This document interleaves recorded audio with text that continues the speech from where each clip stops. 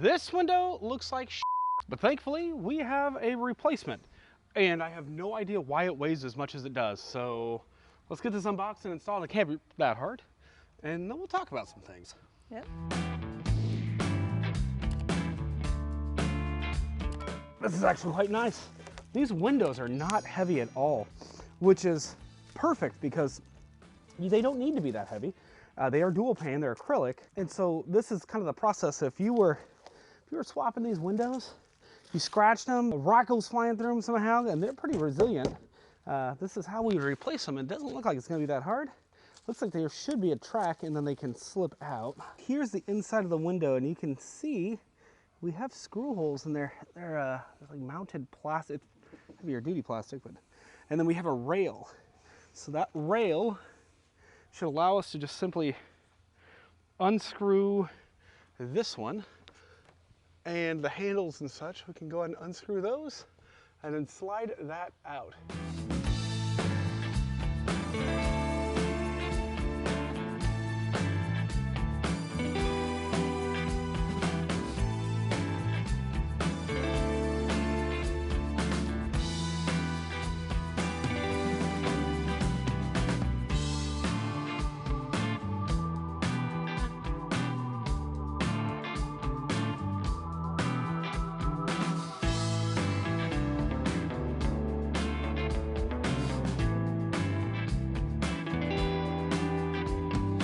All right, now that is 1,000 times better. Very smooth. Didn't take long to install at all. Really all it is screws here. They're all Phillips head, and then it just holds up because of the little track here. And so long as that's open enough, we had to just modify ours a slight bit just to open that. Yeah, it's happy. All right, now I get a little sassy about these window covers. One, they're very easy to work with. There's little tabs that are right here. They stick out. And then on the opposite side of the window frames, there's little receivers, just like literally like that. And so they just pop over those. The correct way to install these is opposite of the way that every RV manufacturer has ever installed these. You want to have the window screen down, pulled downwards. Why is that?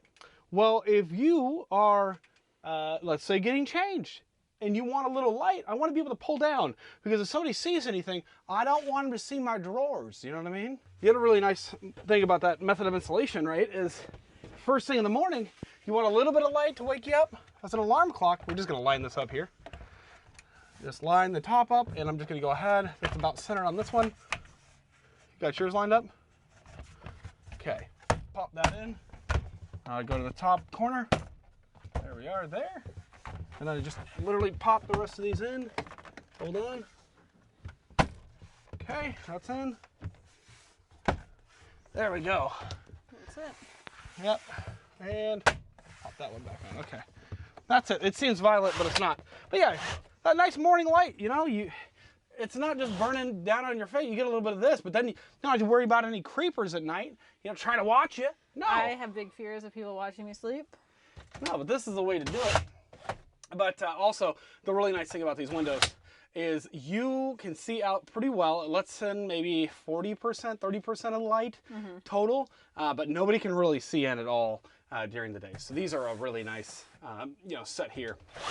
But there you go. And then, of course, that Reflectix. But all right, job done. Really not that hard. Oh, boy. Oh, boy. Do you want to go swimming? Do you want to go swimming? Oh, yes, we do. Come on. You ready? You ready? 1, 2, 3. Rah!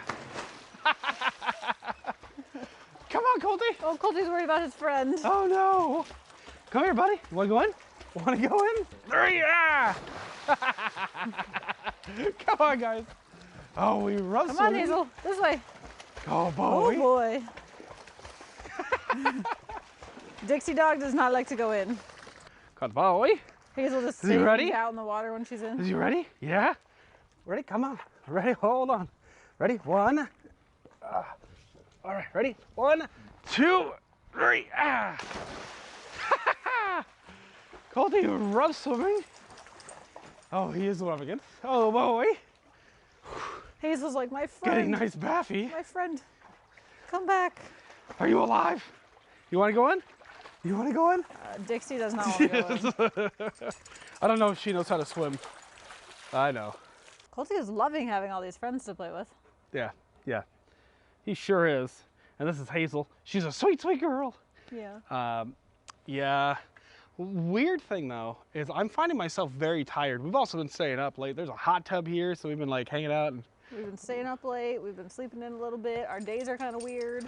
yeah, like today. Well, we went to bed at like 1:30, which is the latest I think I've gone to bed in 6 years. Yeah. Long time.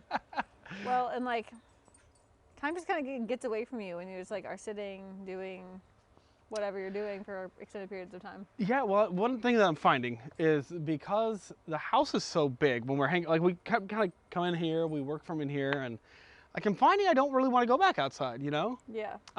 And usually we'll get a pretty good walk in. You get more walking in than I do. Yeah. I'm not finding the desire to do that very much for whatever reason. Not really. Like I just am like kind of comfortable sitting around more frequently. Yeah. And I'm like doing little like odd chore thing, like not chores, jobs to kind of help my mom. Like I organized her pantry and her fridge. They moved in here not too long ago. Yeah, so I'm like helping organize things and like making labels with my Cricut for stuff. So they work in the school system. So one, you know, as a police officer in a school district, they share the same schedule, which is awesome. Yeah. Especially for a peace officer, right?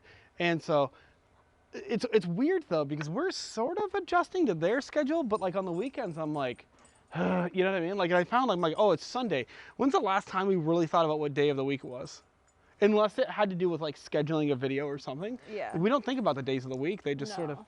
you know, but we're sort of on a different clock and it feels weird, even though we're not the ones like getting up, you know? And I think like we have a routine of like getting up, driving a little bit, doing something, Yeah, doing exploring. some work.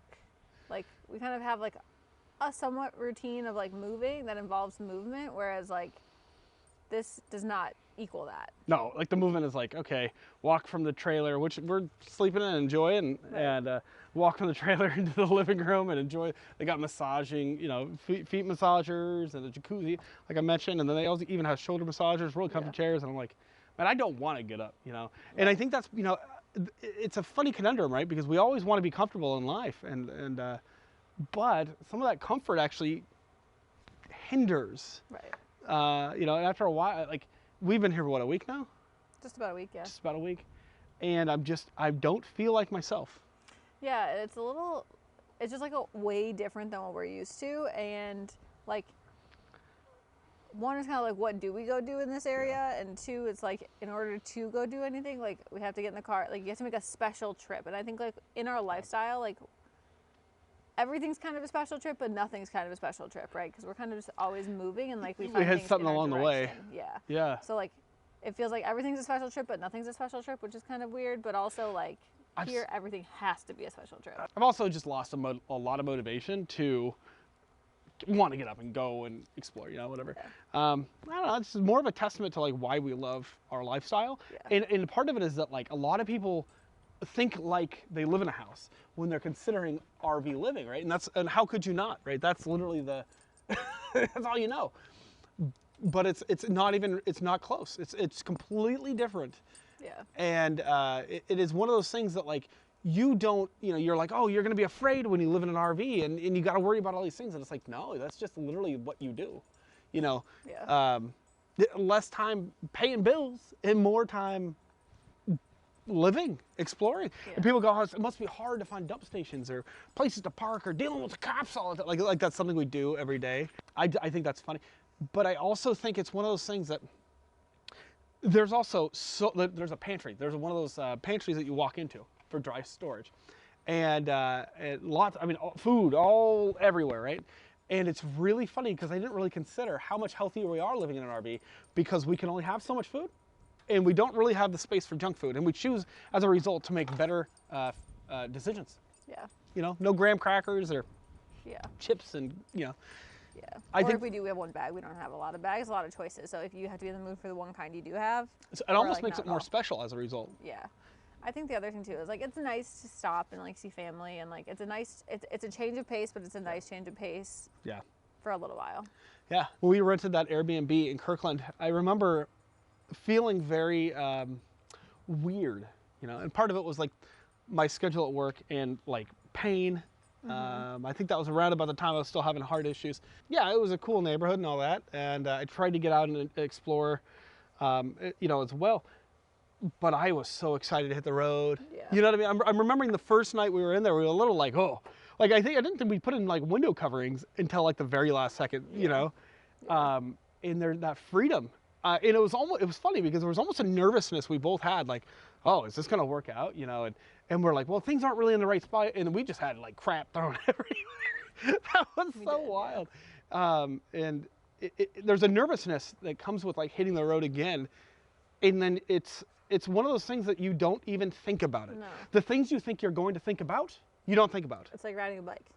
Well, yeah, I guess in a way, yeah, because it's just like, yeah, it's just one of those things that has to be done. You just have to balance, you know, but it's so much easier. Well, it'll be interesting too, because we're going from here. We have another destination we're headed towards at the beginning of February, where we're also going to be stopped for 2 weeks again. And a completely different climate. A different climate, a different situation, a different setup. Like, it'll be totally different. So it'll be interesting to see how that compares to this. Right, being stagnant again. We'll have hookups actually there. Being stagnant again, will it feel any different? I get the feeling, we did 3 months in an RV park when we first got our trailer, and that was okay. Like, was it necessary? No. No. I mean, for our particular instance, it was more convenient, I guess. But you know, I don't regret. Part of it was that we didn't have solar, so we didn't have solar, power. Well, we did. We only had 4 watts. Yeah, we could have run a Jetty though, but still. Yeah. Still. I don't know. It was a fun experience, I guess. But yeah, I was itching to get the hell out of here. I was like, it's not about this life, anyways. It is nice though. Have a little pool, you know. Yeah, they just got this pool finished too, so. Yeah, the weather's been a little erratic, so we haven't been on that part, just the hot tub part. But anywho, we have a few stops we want to make around the area, but I think we'll be taking off in the next little bit. Yeah, about a week. We'll see.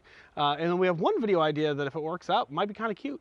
Yes. Hopefully very adorable. Anyways, thank you guys for watching. We'll see you in the next video. Bye, guys. Bye.